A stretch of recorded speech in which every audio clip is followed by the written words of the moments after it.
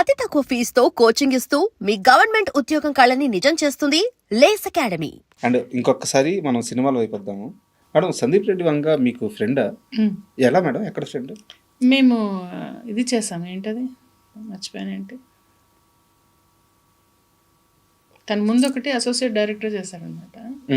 ఆ సినిమా నేను చేశాను. ఓకే, తెలుసు. అక్కడ పరిచయమా? అక్కడ పరిచయం. మీరు ఎప్పుడైనా అంటే ఆ సెట్లో గమనించారా ఈ అబ్బాయి వేరే లెవెల్ థాట్ ప్రాసెస్ ఉంది? అసలు చెప్పేదండి, అసలు మాట్లాడాం. కాకపోతే అక్కడ మేము అందరం వెళ్ళిపోయేటప్పుడు మాట్లాడుతూ ఉంటే జస్ట్ అలా మాట్లాడి అంటే కొంచెం ఫ్రెండ్లీగా మాట్లాడుతున్నాడు బాగుంటే అప్పుడు చెప్పాడు నేను ఇంగ్లీష్ మాట్లాడుతుంటే తను ఇంగ్లీష్ మాట్లాడుతుంటే అప్పుడు చెప్పాడు తను ఆస్ట్రేలియాలోనే అక్కడ చదువుకున్నాడు, ఫిల్మ్ మేకింగ్ కోర్స్ చేసా, ఆల్సో డాక్టర్. డాక్టర్ ఏంటి, మీరు డాక్టర్ అయ్యండి ఫిల్మ్ మేకింగ్ చేస్తారంటే, ఏ మీరు ఇంగ్లీష్ మాట్లాడుతున్నారు, మీరు యాక్టింగ్ చేయట్లా అప్పుడే అలా అలా ఆ టైప్లో అలా ఉంటే ఏదో అని అలా జస్ట్ కొంచెం మాట్లాడడం. But he was a good friend. ఎక్కడో ఉన్నాడు కదా మనిషి. అందరూ అర్జున్ రెడ్డి చూసిన తర్వాత కూడా నేను అందులో కూడా ఒక రోల్ చేయాలి, నేను డేట్స్ లేక నేను చేయలేకపోయాను. ఏ రోల్ మేడం అర్జున్ రెడ్డిలో? తెలియదు నాకు. ఐ థింక్ నర్స్ క్యారెక్టర్ ఏదో క్యారెక్టర్ అంతే కదా, నా ఏజ్ క్యారెక్టర్. ఇంకేం చేస్తాను నేను. ఫోన్ అయితే చేశారు? ఫోన్ వచ్చింది, ఐ వాజ్ బిజీ. అప్పుడు ఎక్కడో అవుట్డోర్లో షూట్లో ఉన్నాను. రిలీజ్ అయిన తర్వాత మిస్ అయ్యానని ఏమన్నా అనిపించిందా? అయ్యో చేసి ఉండాల్సింది అనిపించింది. బట్ అంత పెద్ద హిట్ అవుతుందని అనుకోలే నేను. తర్వాత కంగ్రాచులేట్ చేశాను, తర్వాత మాట్లాడిన. రీసెంట్గా ఒక 1-2 years బ్యాక్ కూడా మెసేజ్ చేస్తే నేను న్యూస్లో ఉన్నాను, మాధవి వచ్చాక మాట్లాడుతా అన్నాడు. తర్వాత బిజీ ఉన్నాడు. ఎప్పుడైనా ఛాన్స్ అడగడం కానీ అట్లా ఏమైనా చేశారా? మీ ఫ్రెండే కదా. ఎందుకండి, వాళ్ళకి కావాలంటే తెలియదు నేను ఉన్నానని. నేను అదే అడుగుతాను అంటే వాళ్ళకి తెలియదు నేను ఉన్నానని. ఇంకా అడిగాక వాళ్ళు మొహమాట పడి ఇవ్వడం నాకు ఇష్టం లేదంటున్నా. ఫ్రెండ్స్ని అయితే అసలు అడగకూడదు. అదే నేను ఆ ప్లేస్లో ఉంటే ఓకే తను ఇక్కడ సూట్ అవుతుందని పిలిచేస్తా. వాళ్ళ పిల్లలదంటే నేను సూట్ కాలేదేమో కదా. ఇప్పుడు మనం అడిగి లేదనిపించుకోవడం ఎందుకు? అసలు ఇండస్ట్రీలో ఉండే వాళ్ళకి ఈ మెంటాలిటీ ఉండదు మేడం. ఉంచుకోకపోతే ఎవరు ఇబ్బంది పడతారు రాజా? ఉంచుకోకపోతే ఎవరు ఇబ్బంది పడతారు? మీరు ఆర్టిస్ట్గా తెలిసిన మనిషే కానీ మాట్లాడుతుంటే చాలా కొత్తగా కనిపిస్తున్నారు. నేను ఇది పాటించి చెప్తున్నా. నేనేదో ఇంటర్వ్యూ కోసం నేనేం మాట్లాడను. ఈ కింద రాసే ఎదవలు రాస్తారు కానీ నేను ఏది కూడా ప్లాన్ చేసో ఏదో నేను ఇచ్చేయను. నేను ఓన్లీ ఏంటంటే నేనేం ఫీల్ అవుతాను, నన్ను నేను ఇబ్బంది పెట్టకుండా ఉండాలంటే ఏం చేయాలో అది నేను చేస్తాను. ఇలా ఆలోచించలేదనుకో, చూసావా ఎప్పటి ఫ్రెండ్ ఒక్కసారి గుర్తులారుదా, నేను అసలు ఇంతమందికి ఇచ్చాడు, డబ్బులు పోతాయనా, తనే ఇన్ని అనుకోవచ్చు నేను. ఆర్ నేను సూట్ అయ్యే రోల్ లేనట్టుంది అనుకుంటే అయిపోలే, ఇద్దరం హ్యాపీ కదా.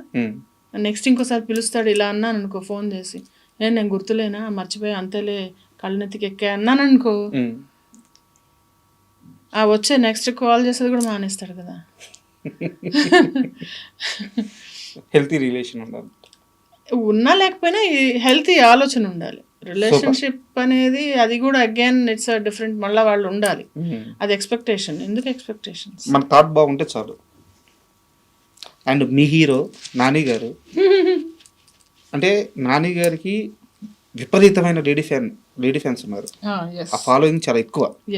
అయితే ఈ మధ్యకాలంలో ఆయన మాస్ వైపు వచ్చేసారు. అంటే ఆ సినిమాలు కూడా చాలా హై వోల్టేజ్ యాక్షన్ సీన్స్ ఉంటున్నాయి. మీకు ఏ నాని ఇష్టం? ఒకప్పటి క్లాస్ నాని ఇష్టమా, ఇప్పుడు మాస్ నాని ఇష్టమా? నాని ఎలా ఉన్నా ఇష్టమా? నాని ఎలా ఉన్నా ఇష్టం. ఎందుకంటే ఒక మనిషి డిఫరెంట్. ఇప్పుడు కమల్ హాసన్ గారు ఉన్నారు, ఎన్ని వైవిధ్యమైన పోర్షన్స్ చేసినా ఆయనే కదా. సో అలాగే ఆ మనిషి, ఆయన యాక్టింగ్ ఇష్టం, ఏది చేసినా ఈజ్ పర్ఫెక్ట్. ఎప్పుడైనా మాట్లాడారా? మాట్లాడాను. మళ్ళా మొన్న ఇదే మన ఏంటి మర్చిపోతున్నాను, మొన్న రీసెంట్గా హిట్ అది సెట్కి వెళ్ళి కలిసి ఫోటో తీసుకొని మాట్లాడాను. బయట ఎవరిని కలవరు కానీ మీ హీరోని మాత్రం కలుస్తారు. మా హీరోని అఫ్ కోర్స్ కలుస్తా కదా. ఆ పక్కనే సెట్లు అవుతూ ఉండాలి. ఇక్కడ సెట్లో నాది ఒక షో అవుతూ ఉండింది, పక్కనే షూటింగ్ అవుతూ ఉండింది. వెళ్ళిపోయా నేను, లోపలికి వెళ్ళిపోయి వాళ్ళు ఉండి మేడం ఎలా అంటే నేను వెళ్ళి మాట్లాడుకుంటా, బిగ్ ఫ్యాన్ అమ్మా అని చెప్పారు.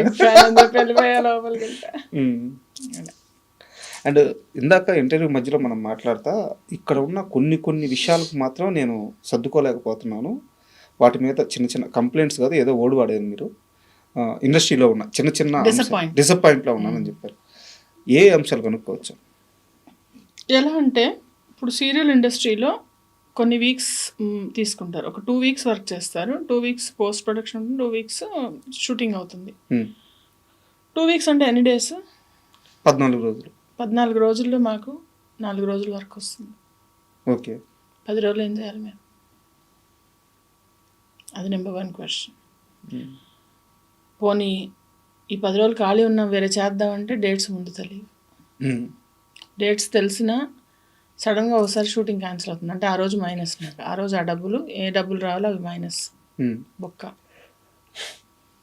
సో అదొకటి. అండ్ ఇంకా ఈ కాన్స్టెంట్ ఈ అంటే ఈ ట్రాన్స్పోర్ట్ టైమింగ్స్, పొద్దున్నే లేవటం, నిద్ర లేకపోవటం, దానివల్ల మొహం పాడైపోవటం, ఫిట్నెస్ ఎక్సర్సైజ్ చేద్దామని ఒక రెజిమ్ పెట్టుకోగానే మళ్ళీ షూటింగ్లు రావటం, ఇలాంటి ఇర్రెగ్యులారిటీస్ అనేవి కొంచెం డిసప్పాయింటింగ్గా ఉంది. అంటే నాకు ఒకలాగా అలవాటు, ఒక పద్ధతిగా అలా అలవాటు అందరికీ.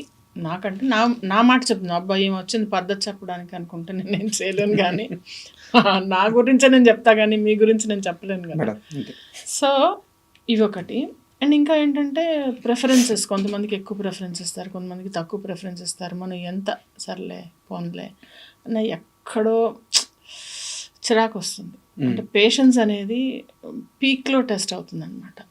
అది అలాంటివి. అండ్ ఇంకా రెమ్యునరేషన్ పెరగకపోవటం, ఎన్నేళ్ల నుంచి చేస్తున్న కొంచెం అడగంగానే జస్ట్ ఒక 500 రూపీస్ కోసం వేరే వాళ్ళని పెట్టేసుకోవడం. 500 రూపాయల దగ్గర ఒకసారి ఒక ప్రాజెక్ట్ పోయింది నాకు, 500 రూపీస్ దగ్గర.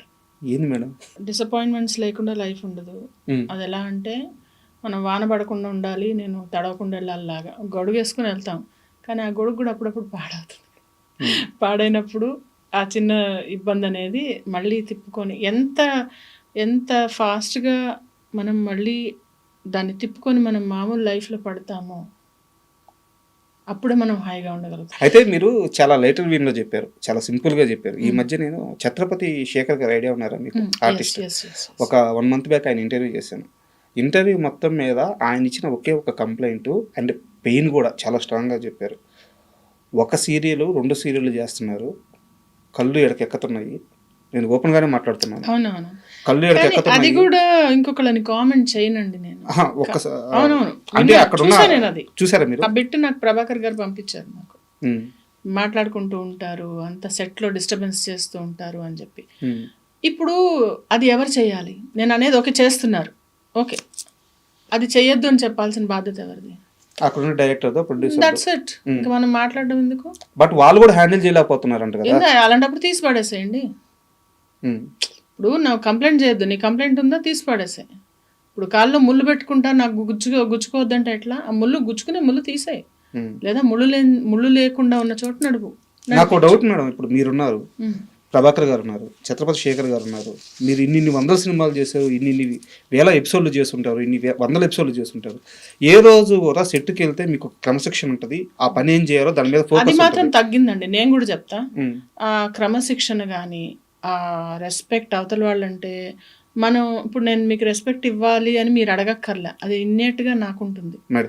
అది లేకుండా ఉండడం దౌర్భాగ్యం అంటా నేను. వచ్చిన బ్యాక్గ్రౌండ్స్ ఎవరు చెప్పకుండా అయితే వాళ్ళ ఇన్ఫీరియారిటీ, అంటే ఇంత పెద్ద సీనియర్ రాగానే, లేకపోతే నేననే అంటలే వేరే ఎవరైనా, వాళ్ళ ముందు మనం ఎక్కడ చిన్నగా అవుతామో అని చెప్పి అలా ఉండడం వల్ల వాళ్ళు వేసుకునే ముసుగది. మీకు అర్థమవుతుందా? ఇన్ఫీరియారిటీ కాంప్లెక్స్ కప్పిపుచ్చుకోవడానికి వచ్చే సుపీరియారిటీ కాంప్లెక్స్.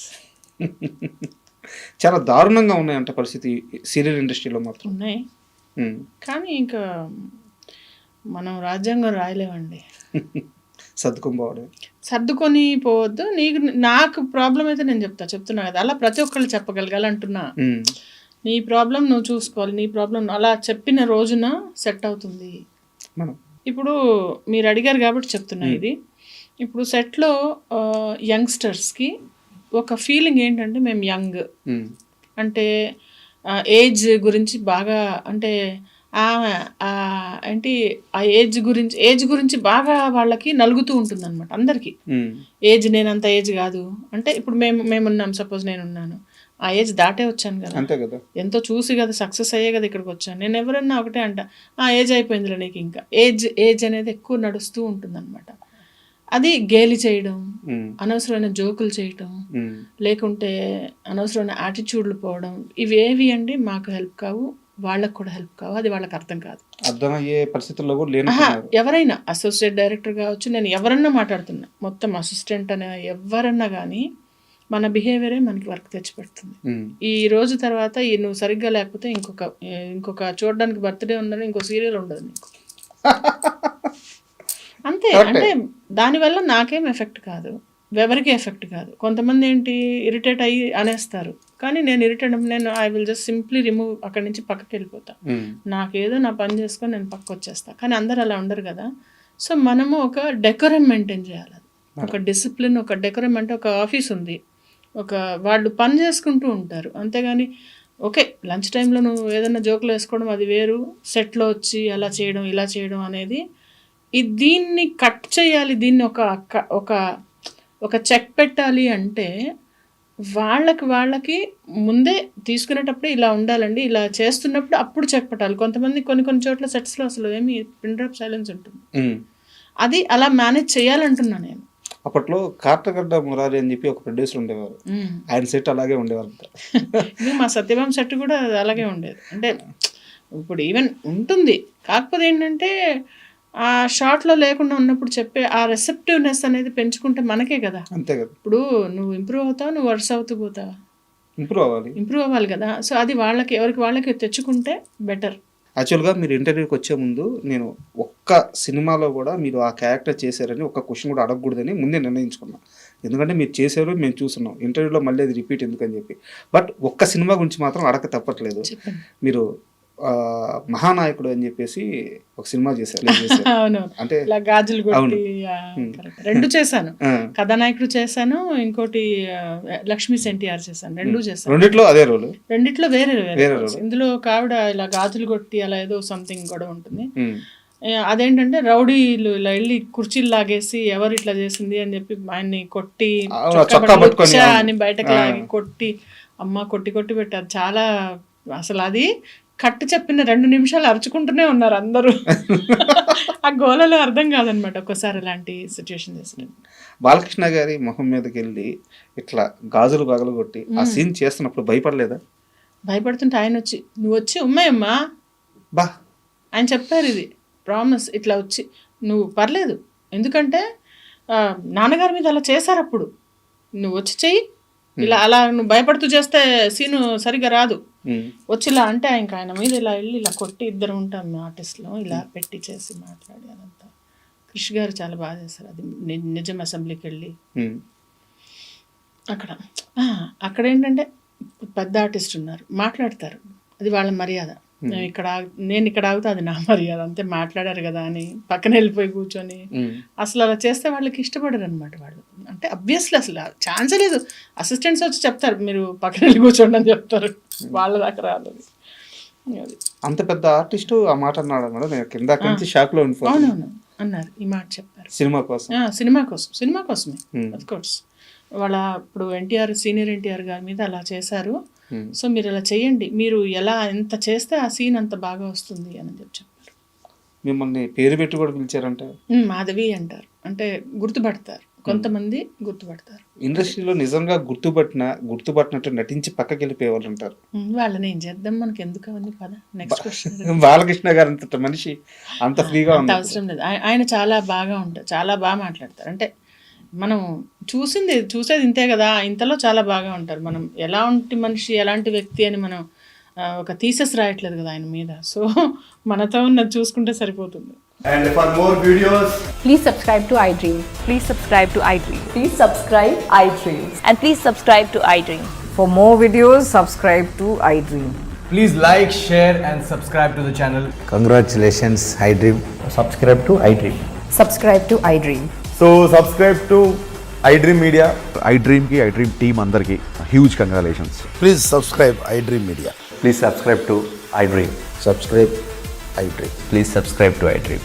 iDream అంటే నా కళల ఛానల్ సబ్స్క్రైబ్ చేసుకున్న నోరు తిరుగుతలేదు, మీరైతే గంట గుర్తు కొట్టండి. For more such videos, please subscribe to iDream. Subscribe to iDream. Please subscribe to iDream. Please subscribe iDream Media. Please do subscribe to iDream. Please subscribe to iDream Media. For best entertainment and information, please subscribe iDream. And don't forget to subscribe to iDream.